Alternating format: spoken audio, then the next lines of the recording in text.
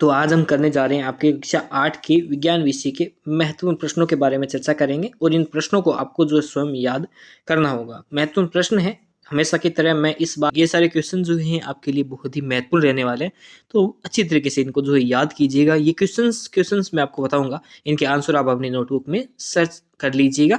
अगर हाँ नहीं मिले तो आप मुझे कमेंट बॉक्स में बताइएगा, तो मैं आपको उनके आंसर दे दूंगा। कमेंट बॉक्स नीचे कर सकते हो कमेंट, कोई दिक्कत नहीं है, ठीक है। वैसे भी आपको तो पता ही है, मैं हर बार मतलब आंसर तो बताता नहीं, क्वेश्चन बताता हूँ ताकि टाइम बच जाता है। देखिए पहला प्रश्न है आपका, तो प्रश्नों का यहाँ से प्रारंभ कर लेते हैं, है ना। जितने जितने प्रश्न है, देखिए मैंने फसलें दो प्रकार की बताई थी, एक तो खरीफ की बताई थी, एक रबी की बताई थी, है ना। लेकिन एक मौसम के आधार पर फसल और बताई थी, वो थी जायद, है ना। खरीफ की, रबी की और जायद की, है ना। इस प्रकार की जो फसलें बताई थी, खरीफ की बताई थी, है, और रबी की बताई थी, जायद की बताई थी। तो अब आपको मैं इनके उदाहरण बता दूंगा तो आपको पता चल जाएगा, तो उदाहरण आप स्वयं सर्च करना अपने बुक के अंदर, ठीक है। सेकंड प्रश्न, दूसरा प्रश्न देखिए, दूसरा प्रश्न है आपका कि मलेरिया रोग का वाहक है, मलेरिया रोग का वाहक क्या है भाई साहब, वो बताना है। मलेरिया रोग का क्या है, वाहक कौन सा है बताना। मादा एनोफिलीज मच्छर, कॉकरोच, तितली या मक्खी। मलेरिया रोग का वाहक खून कौन पीती है, मादा पीती है, नर पीते हैं, जो भी है इसका राइट आंसर आप दीजिएगा, ठीक है। तीसरा, संश्लेषित रेशा है, संश्लेषित रेशा क्या है, कपास, ऊन, नायलॉन या रेशम। देखिए रेशे दो प्रकार के बताए थे मैंने आपको, कृत्रिम और एक बताए थे अपने मानव निर्मित कह सकते हैं, है ना। ये मानव निर्मित हो गया, संश्लेषित हो गया, दूसरा संश्लेषित हो गया, ठीक है। एक कृत्रिम और एक संश्लेषित रेशा होता है। तो कपास, ऊन, नायलॉन या रेशम, कौन सा होगा संश्लेषित रेशा, वो आपको बताना है, ठीक है। चलिए, हाँ कृत्रिम और संश्लेषित, ठीक है। बढ़ते हैं अब अगले प्रश्न की तरफ। अगला प्रश्न है चौथा कि निम्नलिखित में से किसको पीटकर चादरों में परिवर्तित किया जा सकता है। किसको पीटकर जो है चादरों में परिवर्तित करेंगे। कुछ भी डाउट हो तो आप मुझे नीचे कमेंट बॉक्स में पूछ सकते हो, बेझिझक कहिएगा। राशन बोर्ड से रिलेटेड कोई भी क्वेश्चन हो आपका तो आप यहाँ से मुझसे पूछ सकते हैं, मैं आपको उसका आंसर दे दूंगा। किसको पीटकर चादरों में परिवर्तित किया जा सकता है, चादर ही नहीं बहुत पतली चादर के रूप में परिवर्तित किया जा सकता है, कौन क्या होगा, है ना। वो आपको इन चारों में से कोई एक बताना होगा कि कौन सा इसका राइट आंसर होगा। जब आंसर आप दो तो ध्यान से देना थोड़ा, ठीक है। हाँ थोड़ा मतलब जब भी अब इसको देखने जाओगे तो आप किताब को टटोलोगे, उसे फोड़ोगे, तो फिर मतलब एक की जगह दो आंसर मिलने की आपको संभावना हो जाएगी, तभी आपको मैं यहाँ पे उत्तर नहीं बता रहा हूँ। अगला प्रश्न देखिए, प्रश्न संख्या 5, समाप्त होने वाले प्राकृतिक संसाधन, अर्थात जो समाप्य प्राकृतिक संसाधन है वो कौन सा है इन चारों में से, वो आपको बताना है ना। हो सकता है मैंने आपको यहाँ पे एबीसीडी दिया, परीक्षा में आपका 1 नंबर का प्रश्न पूछ ले सीधा कि समाप्य प्राकृतिक संसाधन क्या है, वो बताइए। तो ये यहाँ पे ये ऐसे दिया हुआ है तो आपको पता चल जाएगा कि हाँ भाई समाप्य प्राकृतिक संसाधन आपको याद करना है। अगला प्रश्न कि वनोन्मूलन का कारण है, वनोन्मूलन का मुख्य क्या कारण होता है भाई, वनों की कटाई करने क्या मुख्य कारण है, इसकी लकड़ी को जला देना क्या ये मुख्य कारण है, दावानल या भीषण सूखा अकाल पड़ जाता है ये इसका मुख्य कारण है, उपयुक्त सभी। जो भी इसका राइट आंसर होगा वो आपको जो है यहाँ पे बताना होगा। अगला प्रश्न देखते हैं, ठीक है। अगला प्रश्न है कि आंतरिक निषेचन होता है, आंतरिक निषेचन भाई साहब किस में होता है? देखिए निषेचन दो प्रकार का बताया था, एक तो बताया था बाह्य निषेचन और, ठीक है, और दूसरा बताया था आपको आंतरिक निषेचन, ठीक है। एक तो बाह्य किस में होगा, है ना, जो बाह्य तो जो बॉडी के द्वारा होगा, जैसे मान लीजिए अपने मेंढक जो जल में इधर शुक्राणु छोड़ देगा, उधर मादा ग्रहण कर ले, मादा भी जल में छोड़ देगी, तो वैसे हो जाएगा, तो ये बाह्य है ना। और आंतरिक होगा तो शरीर के अंदर होगा, तो किसके शरीर के अंदर होगा वो आपको यहाँ पे बताना होगा, ठीक है। नर के शरीर के बाहर या शरीर मादा के शरीर के अंदर, नर के शरीर के अंदर या मादा के शरीर के बाहर, कैसे क्या है वो आपको यहाँ पे बताना होगा, ठीक है। चलिए हाँ ठीक है, तो निषेचन किस में होता है, जो भी होता है आपको यहाँ पे बताना होगा। अगला प्रश्न देखते हैं, ठीक है। निम्नलिखित में से संकटापन वन्य जंतु है, संकटापन अर्थात जिसपे संकट आ गया है, जो रेड डाटा बुक जो थी उसके अंदर इनका संकटापन जातियों का लिखा जाता है, जो जिसे लाल आंकड़ों की किताब भी हम कहते हैं। परीक्षा में प्रश्न भी पूछ सकता है, लाल आंकड़ों की किताब से आप क्या समझते हैं। तो ये प्रश्न है, इनसे आपको शिक्षा लेनी चाहिए कि ये कैसे कैसे प्रश्न आ सकते हैं। बाघ, काले हिरण, बारहसिंगा, जंगली भैंसा, जो भी इसका राइट आंसर होगा आपको इसमें यहाँ पे बताना होगा, ठीक है। संकटापन वन्य जंतु है कौन से हैं, बाघ है, काले हिरण है, बारहसिंगा, जंगली भैंसा, जो भी राइट आंसर होगा आपको यहाँ पे बताना होगा इस कोष्टक के अंदर। कोष्ठक के भीतर, है ना। मशीनों में बॉल बीयरिंग का उपयोग किया जाता है। बॉल बीयरिंग जो होती है ना, घर्षण के लिए होती है ना। मैं बता दूंगा कि घर्षण को कम करने के लिए होती है, तो आप राइट आंसर आपको मिल जाएगा, फिर आप नहीं देखोगे, इसलिए मैं नहीं बताऊंगा। तो किस लिए होती है? घर्षण को कम करने के लिए, घर्षण को बढ़ाने के लिए, क्षेत्रफल बढ़ाने के लिए, या दाब बढ़ाने के लिए। जो भी राइट आंसर होगा आपको यहाँ पे लिखना होगा, ठीक है। अब वैसे इसके आंसर पीडीएफ मेरे पास तैयार है, अगर आप कहोगे तो मैं आपको दे दूंगा, लेकिन आप जरूर स्वयं जरूर सर्च करने की कोशिश कीजिएगा, ठीक है। चलिए अगला प्रश्न देखते हैं। अगला प्रश्न 10वां प्रश्न है, निम्न में से किस वाक ध्वनि में आवर्ती न्यूनतम होने की संभावना है? तो किस में आवर्ती न्यूनतम होने की, वाक ध्वनि जो होती है उसमें आवर्ती न्यूनतम होने की संभावना है, वो बतानी है। महिला, छोटे लड़के की, पुरुष की, या छोटी लड़की की, जिसकी आवर्ती जो है न्यूनतम होती है। आवर्ती वाला जब आप पाठ पढ़ोगे तो आपको अच्छी तरीके से समझ में आएगा। फिर भी नहीं आए तो कमेंट बॉक्स में बताइएगा। विद्युत का सुचालक है, सुचालक कौन सा? जिसमें करंट का प्रवाह आसानी से हो जाता है, धारा का प्रवाह आसानी से हो जाता है ना। मैंने वैसे बताया था, एक तो होते हैं अचालक और दूसरे होते हैं चालक, है ना। और जो चालक और अचालक के बीच में होते हैं उन्हें कहते हैं कुचालक, जो अच्छे बेड कंडक्टर होते हैं, लेकिन कंडक्टर तो होते हैं, ठीक है। अचालक जो बिल्कुल कंडक्टर नहीं होते हैं, जो नहीं चलते हैं, ठीक है। तो ये चालक हो गया। अब चालक कौन कौन से ना, चालक में एक तो देखिए सुचालक होता है, एक होता है कुचालक, है ना। सुचालक जो अच्छे कंडक्टर होते हैं, और कुचालक मतलब जो बेड कंडक्टर होते हैं, गुड कंडक्टर और बेड कंडक्टर। कुचालक में धारा का प्रवाह होता है, कुछ लोग कहते हैं धारा का प्रवाह नहीं होता, तो वो गलत है, ठीक है। लकड़ी, लोहा, प्लास्टिक या उपरोक्त सभी, क्या है इसका राइट आंसर बताना होगा ना, ठीक है। आगे देखिए, जब कांच की छड़ को रेशम के कपड़े से रगड़ते हैं तो छड़, है ना, कांच की छड़ है, अब सोचिए आप, कांच की छड़ है, उसको रेशम के कपड़े से रगड़ा है, ठीक है, रेशम का, तो क्या होगा भाई साहब कि मतलब धनावेशित ऋणावेशित वाली प्रक्रिया होगी इसके अंदर, है ना। तो धनावेशित ऋणावेशित वाली प्रक्रिया कैसे होगी, किससे रिलेटेड होगी? कपड़ा धनावेशित होगा कि वो छड़ ऋणावेशित हो जाएगी? क्या कुछ प्रक्रिया होगी, धनावेशित हो जाती है, कपड़ा ऋणावेशित हो जाता है क्या? या कपड़ा दोनों ऋणावेशित अर्जित कर लेते हैं, या छड़ ऋणावेशित और कपड़ा धनावेशित हो जाता है? जो भी राइट आंसर होगा वो आपको इस यहाँ पे बताना होगा, ठीक है। अगला प्रश्न देखते हैं। अगला प्रश्न है कि भूकंप आने का कारण है, भूकंप आता है ना, अर्थक्वेक, क्या कारण हो सकता है? अतिवर्षा है, ईश्वर का प्रकोप। यार आप साइंस के आदमी है, इसका ईश्वर के प्रकोप मानोगे क्या? पृथ्वी की प्लेटों की गतियां, या ग्रहों की गति? जो भी राइट आंसर होगा बताना। और लाल ग्रह के नाम से जाना जाता है, मैंने ग्रहों के आपको नाम भी बताए थे, जब आपको याद होगा तो, नीला ग्रह, लाल ग्रह, अलग अलग बताए थे। तो ये आपको पता होना चाहिए ग्रहों के नाम। मैंने जब आपको शॉर्ट ट्रिक्स के माध्यम से भी थोड़ा बताया था, मैंने आपको, वीडियो से लंबा नहीं था, 1.5 मिनट का था, और उसके अंदर आपको बताया था। तो कौन सा होगा राइट आंसर बता देना। रुधिर में ऑक्सीजन की वाहक क्षमता कम करने वाली गैस है, कौन सा होगा इसमें ना, बता देना आप इस कमेंट बॉक्स। अगर ठीक है, मतलब नहीं मिलते तो मुझे कमेंट बॉक्स में बताना कि सर वो ट्रिक दोबारा बताओ। रुधिर में ऑक्सीजन की वाहक क्षमता कम करने वाली गैस है, कौन सी है? कार्बन डाइऑक्साइड, कार्बन मोनोऑक्साइड, या जलवाष्प, या ओजोन गैस? मतलब ऑक्सीजन की वाहक क्षमता जो है ना कम कर देती है रुधिर में, ऑक्सीजन की वाहक क्षमता, वो कौन सी होगी वो बताना होगा, ठीक है। अब यहाँ से आपके जो है क्वेश्चन प्रारंभ हो रहे हैं एक एक नंबर के, जो कि खाली स्थान वाले होंगे, 8 आएंगे, वैसे वो भी एक एक नंबर के थे जो पहले आए थे, ठीक है। अब यहाँ ऊपर आपको दिए हुए हैं, है ना, ये सारे नाम आपको दिए हुए हैं, और आपको बस इनके अंदर एडजस्ट करना है इनको, तो बहुत ही आसानी से आप एडजस्ट कर दोगे, है ना। फिर भी यदि आपको देखना है तो आप इनको वैसे ऊपर दिए होंगे, आपको इनको देख कर जो है नीचे की तरफ जो है इनको भरने होंगे। बहुत क्या है ये देखते हैं। फलीदार पौधों की जड़ों में पाए जाते हैं, तो फलीदार पौधों की जड़ों में क्या पाए जाते हैं? देखिए ऊपर लिखे हुए हैं सारे, वैसे इसमें से एक आपको जो बढ़िया लग रहा है ना वो छांटना है इसके अंदर, ठीक है। तो फलीदार पौधों की जड़ों में क्या पाए जाते हैं? राइजोबियम पाए जाते हैं, ठीक है। वैसे टाइफाइड के द्वारा होता है, मतलब आपको यहाँ पे इनमें से सर्च करना है, वैसे आपको इनमें से सर्च करने की थोड़ी सी टेक्निक आनी चाहिए। थर्मोसेटिंग प्लास्टिक का उदाहरण है, थर्मोसेटिंग प्लास्टिक का क्या उदाहरण हो जाएगा इसमें से? जो थर्मोसेटिंग प्लास्टिक का उदाहरण है वो करना है। बेकेलाइट हो गया, जैसे धातुएं ऑक्सीजन से क्रिया करके क्या बनाती है?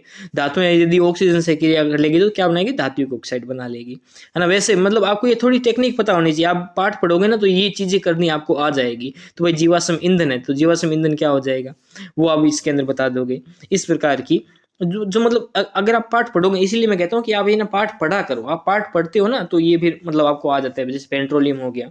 इसलिए मैं कहता हूँ कि मतलब ये आप, मैं नहीं बता रहा हूँ आपको, लेकिन आप स्वयं जाके अगर देखोगे तो आपको ये करना आ जाएगा। प्रवासी पक्षी सुदूर क्षेत्रों में परिवर्तन के कारण पलायन करते हैं, क्या क्या परिवर्तन होता है भाई साहब? क्या परिवर्तन होता है? मौसम परिवर्तन होगा, और तो क्या परिवर्तन हो सकता है ना।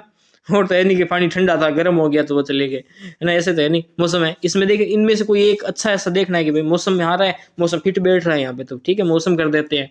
टेड बॉल का वेस्क में रूपांतरण क्या कहलाता है? भाई रूपांतरण कर रहा है तो अपनी काया का क्या कर रहा है? अंतरण कर रहा है। काया का क्या कर रहा है? अंतरण कर रहा है, काया को बदल रहा है, तो कायांतरण हो जाएगा। इस प्रकार के जूते के तले किसके कारण घिस जाते हैं? भाई घर्षण के कारण घिसेंगे, और तो किसके कारण? मेरे कारण तो घिसेंगे नहीं। इस मतलब आप कर लोगे, वैसे तो बिना देखे भी कर सकते हो, लेकिन थोड़ा बहुत पढ़ा हुआ होता है ना तो बढ़िया रह जाता है ना। और वैसे कोई हाँ ठीक है, कुछ बताना हो तो आप कमेंट बॉक्स में हमें बता सकते हैं। वीडियो अच्छा लग रहा है तो लाइक कर सकते हैं आप, तो आपकी मर्जी हो तो, अच्छा लग रहा है तो लाइक करना, अन्यथा मत करना, कोई दिक्कत नहीं है। वैसे आपके लिए मतलब एक प्रकार के मैं प्रश्न बता रहा हूँ आपको कि ये प्रश्न आपको देख लेने चाहिए, है ना। यदि कथन सही है तो टी और गलत है तो एफ लगाना, फॉल्स लगाना। ट्रू और फॉल्स जैसे इंग्लिश में करते हो आप, अभी मैं कह देता जैसे मैथ में करते हो। अवांछित या अप्रिय ध्वनि को संगीत कहते हैं। अवांछित और अप्रिय ध्वनि को संगीत कहते हैं, यार ऐसे थोड़ी होता है, गलत है ना ये। सजातीय आवेश के एक दूसरे को आकर्षित करते हैं, क्या करते हैं भाई? ट्रू फॉल्स बताने। सजातीय आवेश प्लस और प्लस एक दूसरे का आकर्षित करेंगे क्या? या माइनस और माइनस दोनों एक दूसरे को आकर्षित करते हैं क्या? या प्लस और माइनस एक दूसरे को आकर्षित करते हैं? जो भी है राइट आंसर वो आपको जो है इसके अंदर बताना होगा ना। जैसे मैं आपको बता दूं कि नहीं भाई सजातीय आवेश तो क्या होते हैं? एक दूसरे को विकर्षित करते हैं, तो फिर आपका फायदा क्या हुआ? आप जाके देखोगे नहीं, जाके नहीं देखोगे तो फिर क्या, काम तो खराब हो जाएगा ना। जाके देखना आपको आवश्यक रह जाता है। ये सजातीय हो गया, ये विजातीय आवेश हो गए। विजातीय मतलब दोनों के अलग अलग आवेश, सजातीय मतलब दोनों में सेम आवेश। प्लस प्लस हो गया तो ये सजातीय है ना, और माइनस माइनस हो गया तो सजातीय। प्लस और माइनस दोनों तो विजातीय। पृथ्वी सौर ऊर्जा का सबसे छोटा ग्रह। सौर ऊर्जा का सबसे छोटा ग्रह है क्या पृथ्वी? है, सच बताओ। अरुण अरुण नहीं है क्या? जो भी अब दे बताना इसमें कि कौन सा राइट है, मतलब ये ट्रू होगा फॉल्स होगा, जो भी होगा वो बताना, ठीक है। ठीक है, समझ गए ना। मतलब जो गलत है तो एफ लिखना है और सही है तो टी लिखना है। आशुत जल में विद्युत धारा का चालन। आशुत जल क्या होता है? आशुत जल की पीएच होती है 7, तो जिसकी पीएच 7 होती है वो होता है उदासीन, है ना। पीएच 7 होती है, जिसकी पीएच 7 होती है वो होता है उदासीन। तो अब आपको बताना है कि इस उदासीन में विद्युत धारा का चालन होता है या नहीं होता। जो 7 से ज्यादा वो क्षार होगा, 7 से कम अम्ल होगा। तो मतलब 7 से कम या ज्यादा होता तो धारा का चालन होता, लेकिन 7 है तो बताओ, आप बताओ होगा कि नहीं होगा, है ना। जो भी है, क्लोरोफ्लोरोकार्बन एक प्रदूषक गैस है। क्लोरोफ्लोरोकार्बन अर्थात सीएफसी। सीएफसी प्रदूषक गैस है कि नहीं है भाई साहब बताओ। वातावरण में प्रदूषण होता है सीएफसी कारण कि नहीं होता है? जो भी होगा ट्रू या फॉल्स होगा, है ना, बताना उसमें। क्लोरोफ्लोरोकार्बन सीएफसी, है ना। फ्रीज में काम आती है जैसे फ्रियोन और, है ना, ये इस प्रकार गैस है। तो ये ओजोन परत को नुकसान पहुंचाती है कि नहीं पहुंचाती, ये भी आपको पता रखना चाहिए। ओजोन पूछ ले कि सीएफसी ओजोन को नुकसान पहुंचाती है या नहीं पहुंचाती, ये ट्रू होगा फॉल्स होगा। जो भी ऐसे इस प्रकार की बातों को आपको ध्यान में रखना चाहिए, तो परीक्षा में बेहतर स्कोर कर पाओगे, ठीक है। चलिए ठीक है, तो बढ़ते हैं अब अगले प्रश्न की तरफ। अगले प्रश्न की तरफ बढ़े। हाँ, लोहे को संक्षारित होने तथा जंग लगने की प्रवृत्ति होती है क्या? लोहे में जंग लगता है क्या भाई साहब? कभी देखा है आपने लोहे में जंग लगते हुए? अगर हाँ तो ठीक कर देना। प्रोजेक्ट टाइगर बाघ के संरक्षण से संबंधित है। टाइगर प्रोजेक्ट जो चलाया गया था ना, है ना, ये किसके लिए? बाघ के संरक्षण से ही है क्या, या और किसी के? शेर के संरक्षण से तो नहीं है। जो भी है ट्रू होगा फॉल्स होगा, जो भी आपको इसके अंदर लिखना होगा। अगला प्रश्न है प्रश्न संख्या 4 को। इसमें क्या है? मिलान करने वाला प्रश्न है, सीधी सी बात है। ए और बी को जो है इसमें मिलान करना होगा। तो आपको पता होना चाहिए रबी की फसल, प्रोटोजोआ के नाम, कपास, डीजल, अंडाणु उत्पादित कौन करता है, ये सारे पता होंगे तो आप इसके अंदर मिलान जो है कर दोगे। अर्थात इसमें ए होगा सेक्शन और एक सेक्शन बी होगा, तो इनमें मिलान करने पड़ेंगे, ठीक है। तो इस प्रकार से मिलान कर दोगे, ठीक है। मतलब ये बता रहा हूं मैं आपको कैसे आप मिलान करना तो सही रहेगा। मतलब ये ऐसे मत कर देना, काटा बीटी वाला काम मत कर देना, ठीक है। काटा बीटी वाला मत करना, है ना। या तो ऐसे मतलब नंबरिंग लगा के कर देना, या थोड़ा मतलब पता चलना चाहिए उस प्रकार से करना, ताकि बेहतर रिजल्ट आपको जो है परीक्षा के अंदर मिल सके। काटा पीटी वाला काम मत करना बिल्कुल भी, है ना। पिछली और कॉपी चेक की थी, काटा पीटी वाले समझ आता नहीं है, फिर ध्यान लगा के देखना पड़ता है। तो ऐसे एग्जामिनर जो है काटा पीटी वाला होगा तो वो वैसे ही काट देगा, तो फिर काम खराब हो जाएगा। इसलिए काटा पीटी वाला मत करना, सीधा लिख देना। जैसे एक प्रोटोजोआ के सामने मलेरिया का कारक लिख देना, ई करके लिख देना, इस प्रकार से सही रहेगा, ठीक है। रबी फसल है, गेहूं चना रबी की फसल है। कपास में प्राकृतिक रेशा जो है किसका? कपास का हो जाएगा। और डीजल क्या है? मोटर ईंधन में काम आता है डीजल, और किस में काम आता है भाई साहब? अंडाणु कौन उत्पादित करेगा? अंडाणु है, अंडाशय में होगा, और कहाँ होगा अंडाणु है? मोटर ईंधन में तो होंगे नहीं अंडाणु। वैसे आप ऐसे सोच के, मतलब ये बहुत सरल फ्री के नंबर होते हैं ये, तो ये फ्री के नंबर लेने आपको आने चाहिए। मिलान करने वाले प्रश्न जो है फ्री के होते हैं, जो खाली स्थान वाले होते हैं वो भी फ्री के होते हैं। और भी कोई दिक्कत हो तो आप मुझे नीचे कमेंट बॉक्स में बताइएगा, नहीं तो ऊपर एक प्लेलिस्ट का लिंक दे दूंगा मैं आपको, जिसमें 8th क्लास के होंगे। हालांकि वीडियो अभी तक बनाया नहीं है, प्रारंभ कर रहा हूँ मैं वीडियो बनाना, तो बहुत जल्द सारे वीडियो बन जाएंगे और आपके, ठीक है। तो 10 प्रश्न 10 नंबर। मिट्टी के पोषक स्तर को बनाए रखने के लिए क्या मिलाया जाता है? पोषक स्तर यानी ह्यूमस क्षमता उसकी आप बनाई रखनी है मिट्टी की, तो उसमें क्या मिलाओगे कि उसमें ह्यूमस प्रॉपर रहे, मिट्टी में उपजाऊपन उसका बना रहे मिट्टी में, तो उसमें क्या मिलाया जाता है वो लिखना है, ठीक है। ऐसे कर लिखोगे तो नंबर मिलेंगे भाई साहब, सीधी सी बात है भाई, लिखोगे तो नंबर मिलेंगे, नहीं तो नहीं मिलेंगे। देखिए घर्षण है, घर्षण के लिए पाउडर उपयोग लेते हैं, हमने कैरम खेलते हैं घर्षण के लिए, है ना। किसी एक ध्वनि प्रदूषक का नाम लिखिए, ध्वनि प्रदूषक बहुत सारे होते हैं, एक का लिखना है, किसी का भी लिख देना, बहुत सारे ध्वनि प्रदूषक होते हैं, एक ध्वनि प्रदूषक का आपको नाम लिखना है, तो उस ध्वनि प्रदूषक का आपको नाम लिख देना है। ये मैं आपको इंपॉर्टेंट क्वेश्चन बता रहा हूँ, ऐसे मत सोच लेना परीक्षा में यही आएंगे या ऐसा ही पेपर आएगा। विद्युत के एक कुचालक पदार्थ का नाम लीजिए। कुचालक अभी बताया था मैंने, कुचालक अर्थात जो बेड कंडक्टर होते हैं ना, उनका नाम बताना है आपको, ठीक है। विश्व उष्णन के लिए उत्तरदायी गैस का नाम लिखिए, लेकिन आपके अभी तो कुचालक उसी को मानते हैं चालक कोई।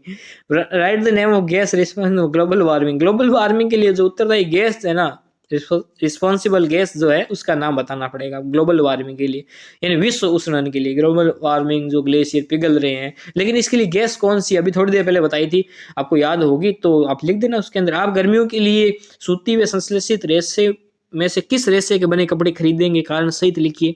अब गर्मी का मौसम आ रहा है, सूती खरीदोगे संश्लेषित खरीदोगे, कौन से खरीदोगे वो लिखना है, कारण सहित लिखना है भाई साहब। अगला है 11वां प्रश्न है धातु है, धातु में कोई 3 अंतर लिखने हैं, 3 अंतर आप लिख देना। मैंने वैसे आपको कहा था कि 5 अंतर कम से कम याद कर लेना आप, क्योंकि 5 अंतर जो है ना याद रखोगे तभी तो बढ़िया रहेगा। उदाहरण भी आप याद रखना, धातु कौन से है, धातु कौन से हैं, उपधातु कौन से, याद रखिएगा सावट सारणी में, और कुछ नहीं, ठीक है। इतनी मतलब इनमें कौन कौन से गुण होता है वो गुण भी ध्यान रख लेना। धातु लिख देना है, धातु लिख के कैसे कर लेना, आपकी मर्जी है, ठीक है। ठीक है। अगला प्रश्न, संगमरमर के फर्श पर साबुन के पानी से भरी बाल्टी उलट जाए तो इस फर्श पर आपके लिए चलना आसान होगा या कठिन? भाई सीधी सी बात है। अब देखो अपने तो सीधे मतलब गांव वाले आदमी हैं तो पता है अपने को कि संगमरमर का फर्श है तो भाई अब गिर जाए साबुन से भरी बाल्टी तो उस पर चिकनाहट ज्यादा हो जाएगी, चिकनाहट ज्यादा हो जाएगी तो हम चलेंगे कि नहीं चलेंगे, चलेंगे कि गिरेंगे मुझे नहीं पता भाई। ऐसे मान लेना संगमरमर के फर्श पर पानी की बाल्टी गिरी या केले के छिलके पर आपका पैर आ गया, दोनों सेम टू सेम बात है, ठीक है ना। हाँ सेम टू सेम बात है, कई कुछ ही कर लेना। गांव वाले शहर वाले साथ जानते हैं। आग बुझाने के लिए पानी के इस्तेमाल से पूर्व विद्युत आपूर्ति बंद क्यों कर देनी चाहिए, क्यों कर देनी चाहिए भाई साहब? नहीं तो लगे 440 वोल्ट लग जाएंगे भाई साहब, है ना, आग बुझाने से पहले। राम और रावण, ये मतलब ऐसे ही छोड़ो फिर, है ना, मतलब ये बुझा नहीं तो फिर आप क्या हो, आप वो पता कर लोगे। ये कुछ पिछली वीडियो में जो पिछला वीडियो जिन्होंने देखा है तो ये मैं जो लिख रहा हूँ उनको वो समझ में आएगा। वैसे जो एनसीबी होती है, जो एमसीबी जो होती है उसकी मतलब उसको काट देते हैं तो आग बुझाने से पहले तो हमें करंट नहीं आता, मतलब जो भी आप लिखोगे इसके अंदर धारा प्रवाह बंद हो जाता है। हिंदी में लिखना भाई साहब, करंट इंग्लिश में मत लिख देना, मारवाड़ी मत लिख देना। भूकंप से बचने के लिए आप क्या क्या सावधानियां बरतेंगे? अर्थक्वेक से बचने के लिए 4 सावधानियां लिख देना, बहुत होगी। अगला प्रश्न है सौर परिवार का नामांकित चित्र में। भाई साहब नामांकित चित्र आपको बनाना पड़ेगा, मैंने आपको कहा भी था।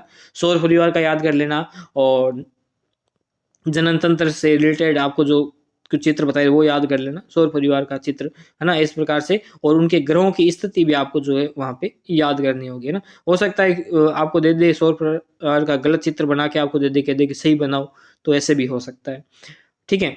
अब देखिए कंप्रेस नेचुरल गैस और लिक्विड पेट्रोलियम गैस जो है, इनमें एलपीजी और सीएनजी में उपयोग में क्या लाभ है? लाभ क्या क्या भाई साहब? सीएनजी और एलपीजी के ईंधन के रूप में उपयोग करने की क्या क्या लाभ है? वो लाभ आपको यहाँ पे लिखने पड़ेंगे, उनके पूरा नाम लिख देना और उनके लाभ लिख देना, कौन सी हल्की है, कौन सी भारी है, कौन सी महंगी है, कौन सी खर्चीली है, कौन सी ये है, कौन सी वो है। वो ऐसे कर दोगे तो आपको नंबर आसानी से मिल जाएंगे, ठीक है। और ध्यान रखना आपको फेल कर देंगे इस बार, हर बार तो क्या होता था, वैसे पिछली बार से ही प्रारंभ हो गया था कि आपको फेल कर देंगे, तो ध्यान रखिएगा।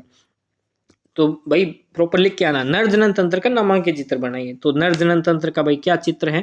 रिप्रोडक्टिव सिस्टम का, मेल रिप्रोडक्टिव सिस्टम का चित्र आपको बनाना पड़ेगा, नाम भी उसके अंदर आपको लिखने पड़ेंगे, ठीक है। अगला प्रश्न है इस 18वां प्रश्न खंड से में, खरपतवार किसे कहते हैं? खरपतवार नियंत्रण कैसे किया जाता है समझाइए। भाई खरपतवार क्या होता है, खरपतवार नियंत्रण कैसे किया जाता है ना। फसल के साथ उगाने वाले अनावश्यक फसल को क्या कहते हैं, खरपतवार कहते हैं। मतलब क्या कि खरपतवार की परिभाषा लिख देना, उसका खरपतवार क्या-क्या होते हैं, उनका नियंत्रण कैसे किया जाता है, ये सब समझा देना। और सिंचाई किसे कहते हैं, जल संरक्षित करने वाली सिंचाई की 2 विधियों। आपको दोनों प्रश्न याद करने हैं, ऐसे नहीं है कि अथवा में एक याद कर लो। तो मतलब यहाँ यहीं पे आपको लिखना होगा, तो पॉइंट्स बना के लिखोगे तो ज़्यादा बढ़िया रहेगा। पॉइंट्स में हमारे को अच्छी तरीके से जांच करेंगे तो आपको अच्छे नंबर देंगे। वनोन्मूलन का अर्थ बताइए और इसके कारणों का उल्लेख कीजिए। वनोन्मूलन के क्या कारण हैं वो बताने, और वनोन्मूलन का क्या अर्थ होता है वो अर्थ भी बता देना, ठीक है। ये अथवा में भी मैं देता हूँ ना आपको, तो दोनों आप याद कीजिएगा, हो सकता है परीक्षा में कौन सा आ जाए आपकी परीक्षा में, तो दोनों महत्वपूर्ण है इसलिए, है ना। इसी के अथवा में जैसे प्रश्न, रेड डाटा बुक क्या है, किन्हीं 2 संकटाबंध जंतुओं के नाम लिखिए। मैंने पहले ही बताया था, रेड डाटा बुक संकटाबंध जातियों वाली पुस्तक जो है, जंतुओं वाली, वो ये जो जंतु विलुप्त हो चुके हैं, विलुप्त होने के कगार पे, उनमें लिखे जाते हैं। 4 नंबर का प्रश्न है इस प्रकार से। ये कुछ फ्री फोगट के प्रश्न आपको मिल जाते हैं। अगला प्रश्न है फिजिक्स का, थोड़ी कैलकुलेशन करनी पड़ेगी आपको। मच्छर अपने पंखों को 500 कंपन प्रति सेकंड की औसत दर से, 500 प्रति सेकंड, ठीक है, और ध्वनि उत्पन्न करता है। कंपन की आवृत्ति व आवर्तकाल, आवर्तकाल का सूत्र आपको आना चाहिए, आवर्ती का सूत्र आया गया तो आप इसको जो है निकाल लोगे, अन्यथा आप बैठे रहोगे, 4 नंबर खराब हो जाएंगे। उसी प्रकार से अथवा वाला प्रश्न है। अथवा वाला प्रश्न आप जो है, ढोलक, सितार, बांसुरी, मंजीरा किस भाग से ध्वनि उत्पन्न होती है, ये आप कर दोगे तो ये नंबर आपको मिल जाएंगे। वैसे वहां भी अथवा में मिलेंगे, लेकिन यहाँ अथवा में आपको दोनों याद करने, वहां पे एक करके आना है तो एक वहां पे आप कर देना, ठीक है। तो ये समझ गए होंगे आप, आज की महत्वपूर्ण प्रश्नों की ये सीरीज थी आपके लिए। ऐसे मत सोचना, मैं कदापि ये नहीं कहता हूँ, लेकिन कमेंट बॉक्स में कहते हैं सर जी ये नहीं आया तो मैं ये कभी नहीं कहता कि ये ही आएगा, कभी नहीं कहता, ठीक है। हाँ, तो ऐसे फिर मत किया करो कि हाँ ये नहीं आया तो। अगला प्रश्न है, जल प्रदूषण को नियंत्रित करने के 4 उपाय बताइए। जल प्रदूषण को नियंत्रित करने के 4 उपाय कौन कौन से हैं, वो 4 उपाय आपको, मतलब 4 उपाय, एक उपाय एक नंबर का है, तो 4 उपाय 4 नंबर के आपके हो जाएंगे, है ना। इस प्रकार जल प्रदूषण को नियंत्रित, जल प्रदूषण क्या होता है ना, प्रदूषण से आप क्या समझते हैं, मतलब जो आपको आए वो इसके अंदर लिखने। वायु प्रदूषण से क्या आशय, वायु प्रदूषण से हानिकारक प्रभावों का उल्लेख कीजिए। इस प्रकार से आप इनको कर दोगे तो बढ़िया रिजल्ट आपको परीक्षा के अंदर जो है मिल जाएगा, ठीक है। तो ये कुछ आपके लिए महत्वपूर्ण प्रश्न थे जो कि आपकी परीक्षा की दृष्टि से बहुत ही महत्वपूर्ण थे, ठीक है। तो कुछ कहना चाहते हो तो आप कमेंट बॉक्स में कह सकते हो। तो ये 21 प्रश्न मैंने आपको दिए थे 80 नंबर के, जैसे 100% पेपर आपका कंप्लीट हो जाता है, वैसे 20 नंबर स्कूल से भेजे जाते हैं, तो उस प्रकार से नंबर आपके हो जाते हैं। तो आज तक के लिए फिर ये मतलब थे आपके महत्वपूर्ण प्रश्न। तो आज तक के लिए इतना ही, अगले बार फिर से मिलते हैं, तब तक के लिए जय हिंद, जय भारत, वंदे मातरम। कुछ हो क्वारीज आपकी तो आप कमेंट बॉक्स में लिख सकते हैं, ठीक है। यदि आप राजस्थान माध्यमिक शिक्षा बोर्ड कक्षा 8 से लेकर 12 तक के विद्यार्थी हैं तो आप बिल्कुल सही जगह पे हैं, क्योंकि आपको यहाँ पे मिलेंगे सभी विषयों के महत्वपूर्ण प्रश्नोत्तर बस एक क्लिक में। तो हमसे जुड़ने के लिए आज इस चैनल को सब्सक्राइब करें और साथ में दिखने वाले बेल आइकन को दबाएं।